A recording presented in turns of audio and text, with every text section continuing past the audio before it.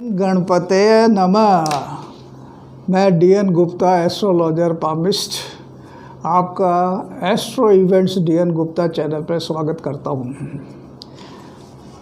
मैं आप बहुत गैप के बाद आप लोगों से मुलाकात हो रही है। मेरा कुछ मित्रों और कुछ लोगों का मेरे पर आग्रह था कि अभी जो करंट टॉपिक है उनके ऊपर मैं बात करूं। ऐसा है कि अभी जो सबसे ज़्यादा सीरियस टॉपिक जो है वो है कोरोना वायरस।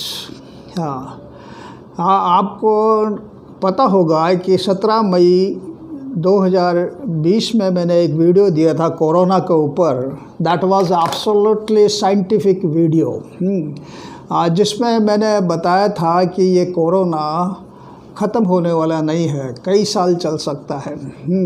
और उसके बाद भी जो यूट्यूब पे और इन पे जो कुछ ज्योतिषों की प्रेडिक्शंस आती रही कि इस महीने ये ख़त्म हो जाएगा, इस महीने ये ख़त्म हो जाएगा।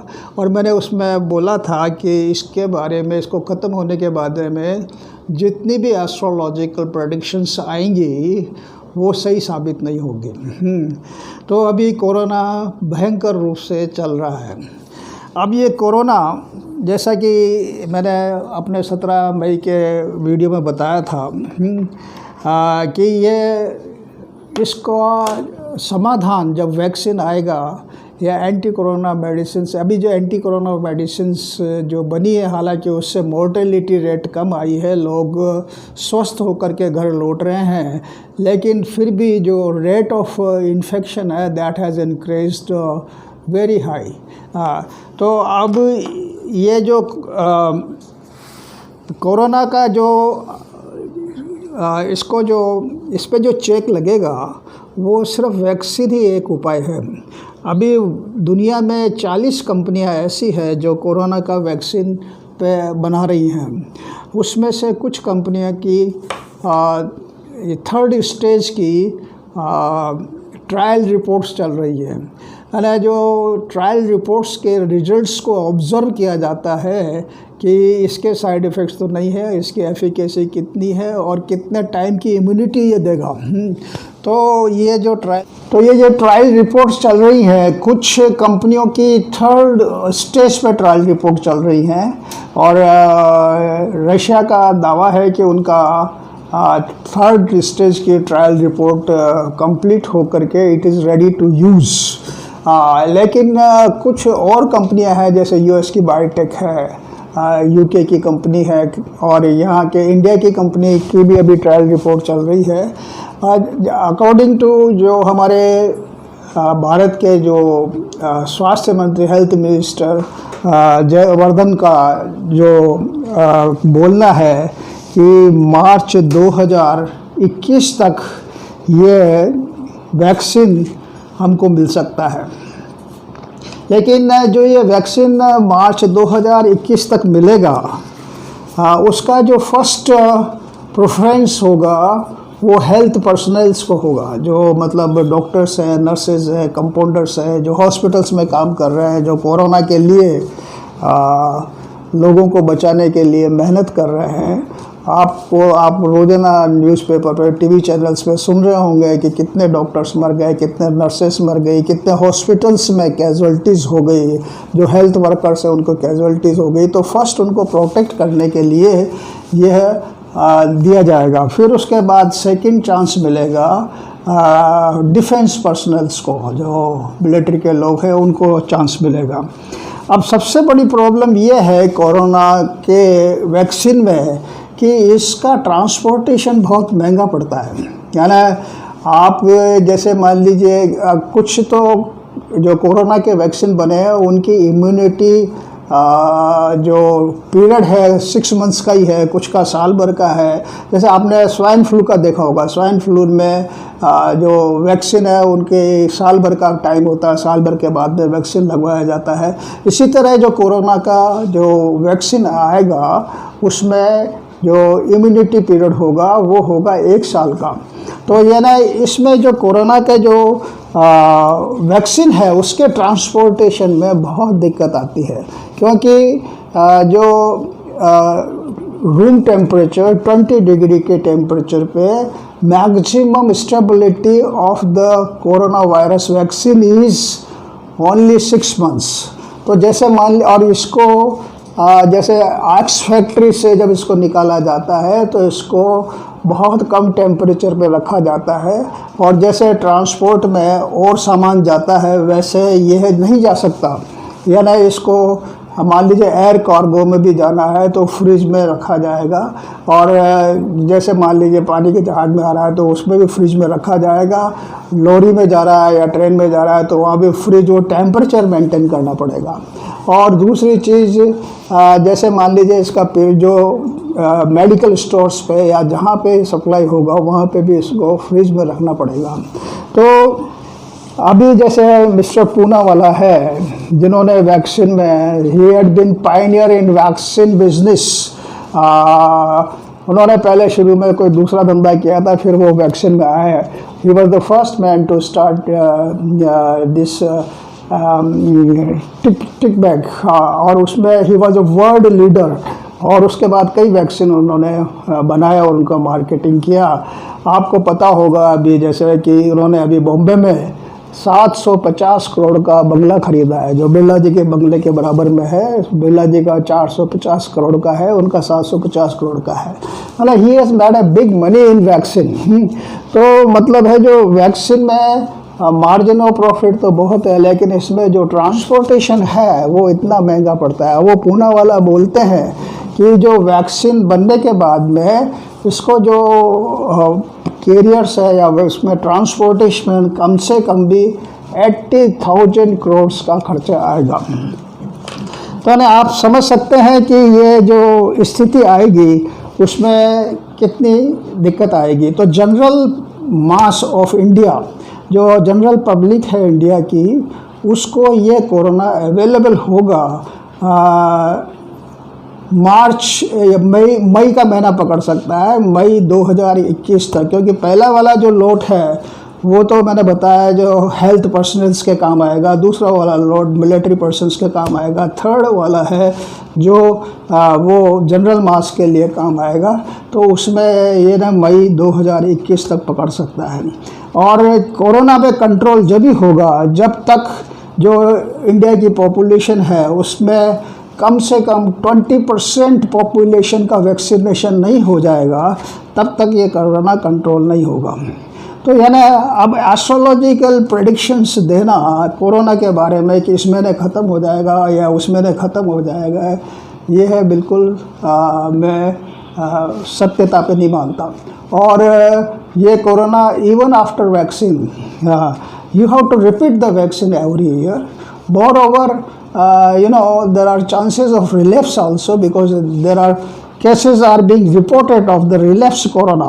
तो ये रिलैप्स के भी चांसेस बनते हैं। तो ये तो दूसरा जो पॉइंट जो उत्सुकता थी लोगों की मेरे से पूछने की वो थी महाराष्ट्र के बारे में, महाराष्ट्र के सरकार के बारे में।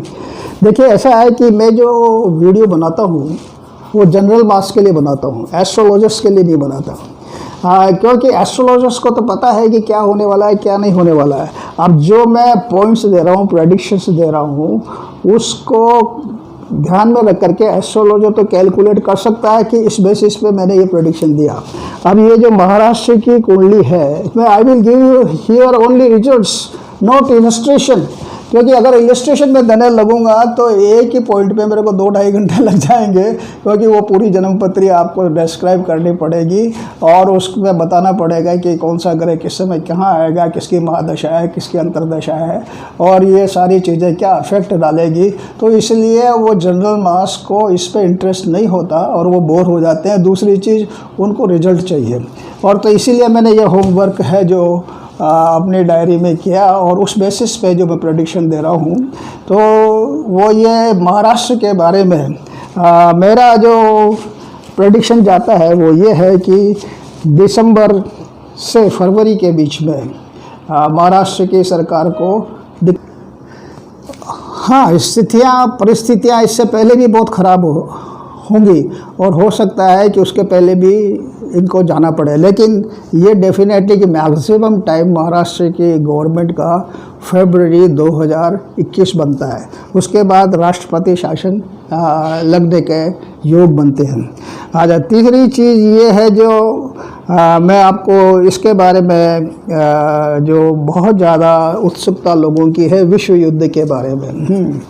तो विश्व युद्ध की कोई संभावना मुझे नज़र नहीं आती। हाँ, अब जैसे जो अभी चल रहा है उसमें बीच में जो राष्ट्रों का चल रहा है उसमें टर्की भी कूदना चाहता है, रूस भी कूदना चाहता है, और तो ये खाली संभावनाएं बन रही है, लेकिन ये विश्व युद्ध का शक्ल नहीं लेगा। और जहाँ तक हमारा जो भारत का सवाल है, हमारे देश का सवाल है, वो जो चाइना के साथ डिस्टर्बेंस चल रहा है बॉर्डर्स पे, तो चाइना कभी हिंदुस्तान से डायरेक्ट नहीं टकराएगा, हमारे देश से नहीं टकराएगा। यानी चाइना की पॉलिसी क्या है, क्योंकि चाइना ने बहुत सारे शत्रु बना रखे हैं, चाइना की नीयत ख़राब है, वो नेपाल को भी हड़पना चाहता है, और यानी इमरान ने और बवेजा ने तो ऑलरेडी पाकिस्तान को बेच दिया है। आपको पता होगा कि 14 जो पब्लिक सेक्टर की कंपनियां चाइना ने बनाई है, पाकिस्तान में जो काम कर रही है, वहाँ का जो सारा धन जो माल लूट करके अपने पास रख रही है, धीरे धीरे वहाँ पे वो अपना रेजिडेंशियल अकोमोडेशन भी तैयार कर रही है। तो आगे आने वाले समय में यानी चाइना पाकिस्तान के ऊपर बहुत कब्जा कर लेगा। अब दूसरी चीज़ ये है कि जो इमरान और बवेजा है वो वैसे ही डांस करते हैं जैसे शी जिनपिंग उनको इंस्ट्रक्शंस देता है, तो यानी उनके हाथ में कुछ नहीं है। अब जब हम ये सोच रहे हैं, क्योंकि अभी योग ऐसे बनेंगे कि फरवरी तक हम पीओके को ले लेंगे, लेकिन इस योग में जो पहले वाली स्थिति थी उसमें तो ये था कि हमको सिर्फ पाकिस्तान से छीनना था, जो पाकिस्तान ने कब्जा कर रखा था। लेकिन अब वहाँ पे क्योंकि पीओके का बहुत सारा पोर्शन पाकिस्तान चाइना को बेच चुका है, तो हमें इस पीओके को अक्वायर करने के लिए चाइना को भी चाइना से भी लड़ना पड़ेगा और पाकिस्तान से भी लड़ना पड़ेगा। लेकिन मैं आपको बता दूं कि इन दोनों से लड़के के भी हम पीओके को ले लेंगे और इस पे चाइना और पाकिस्तान की डिफीट होगी। इसमें आगे जा कर के जो फरवरी के बाद में जो चाइना की इंटरनल पोजीशन है, देश की आंतरिक स्थिति है, वो बहुत ही ख़राब है। वहाँ पे चाइना के अंदर विद्रोह होगा, जनरल मास विद्रोह करेगी, और जो शी जिनपिंग की जो पॉलिसी है वो ये है कि वो कुछ बायोलॉजिकल वेपन तैयार करेगा, कुछ वायरस बम बनाएगा और वायरस हथियार बनाएगा, और वो ये हथियार वो कॉमर्शियल स्टेज पर बनाएगा और कुछ देशों को बेचने के लिए भी वो अपनी इकोनॉमी बढ़ाएगा। लेकिन ये पॉलिसी लीक आउट हो जाएगी और इसमें चाइना को बहुत खतरा निभाना पड़ेगा।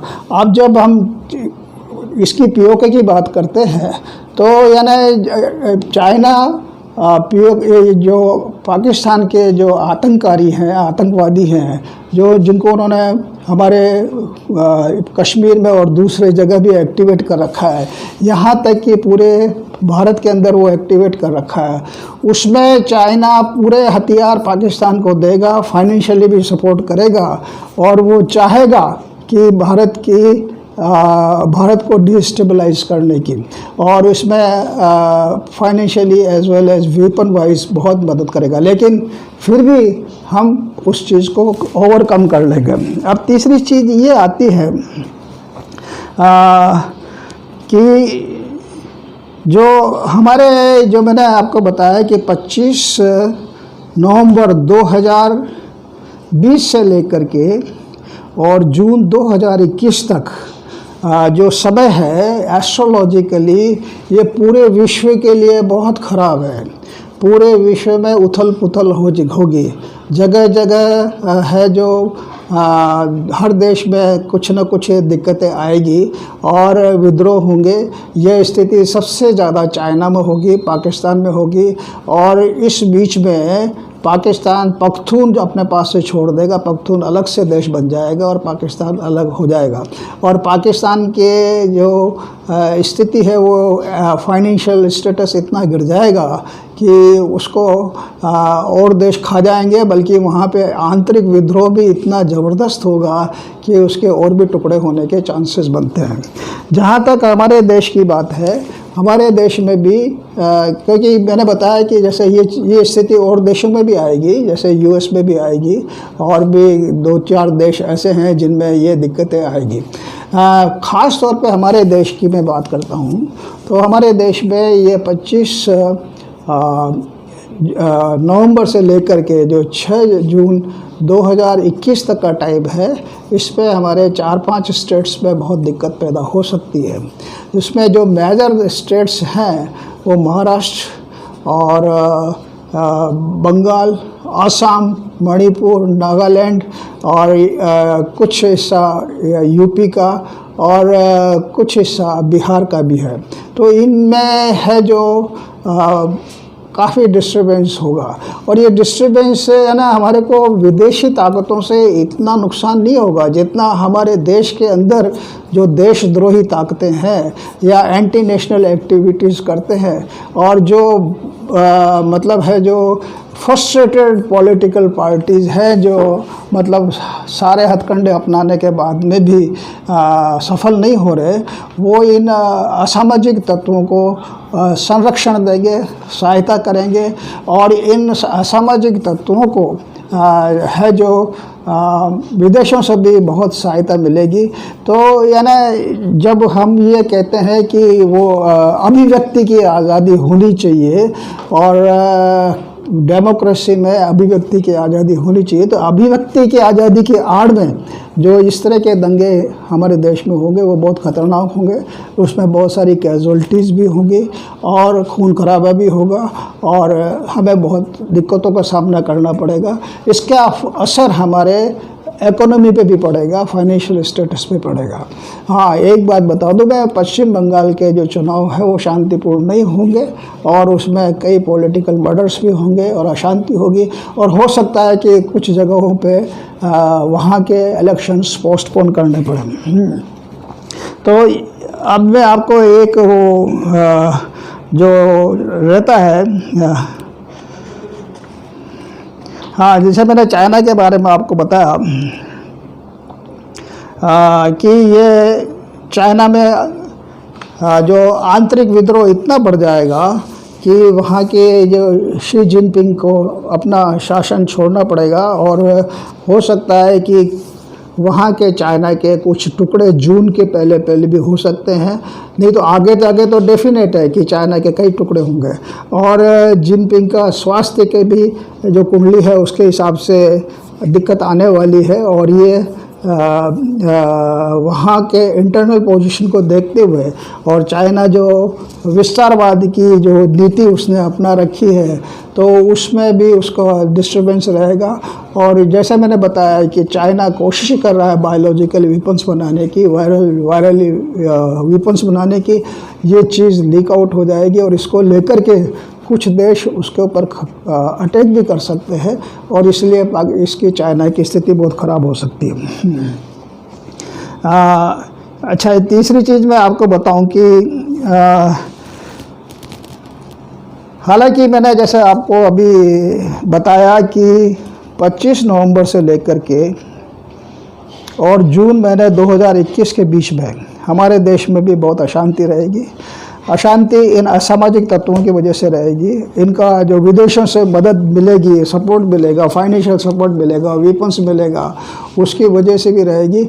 और कुछ प्राकृतिक विपदाएँ से भी इनकार नहीं किया जा सकता। कुछ अर्थक्वेक भी आएंगे और आगजनी की घटनाएं भी होंगी, लेकिन हमारे देश की जो कुंडली है उसके हिसाब से, और मोदी हमारे जो प्रधानमंत्री मोदी साहब की कुंडली के हिसाब से, इन सब को ओवरकम करके और स्थिति हमारे फेवर में रहेगी, और एक भारत, हमारा देश एक बहुत शक्तिशाली उभरेगा, और सेंट्रल गवर्नमेंट को और देश की ताकत को कोई खतरा नहीं है, बल्कि इसके बाद में जो जून के बाद में भारत की जो प्रभुत्वता है ना, उसके जो ये मतलब है जो एक इन्फ्लुएंस है वो वर्ल्ड के अंदर बहुत अच्छा बनेगा और उसके बाद में भारत बहुत उभर के आएगा। तो यानी ये जो मैंने आपको ये सिर्फ रिजल्ट्स बताए हैं और इन आप देखिए कि आगे आने वाले समय में मैंने जितनी बातें बताई कितनी सही जाती हैं। अगर आपको मेरा ये वीडियो पसंद आए तो ज़रूर इसको लाइक करें, शेयर करें और घंटे का बटन दबाएं और इसको सब्सक्राइब ज़रूर करें, ताकि मैं अभी जो आने वाले समय है उसमें मैं आपको और भी ऐसे वीडियो दे सकता हूँ जिनके आपके प्रैक्टिकल लाइफ में बहुत अच्छे साबित हो सकते हैं, मतलब आपके मददगार बन सकते हैं। I thank you very much, and again I will repeat that we have to make India number one. जय भारत, जय हिंद।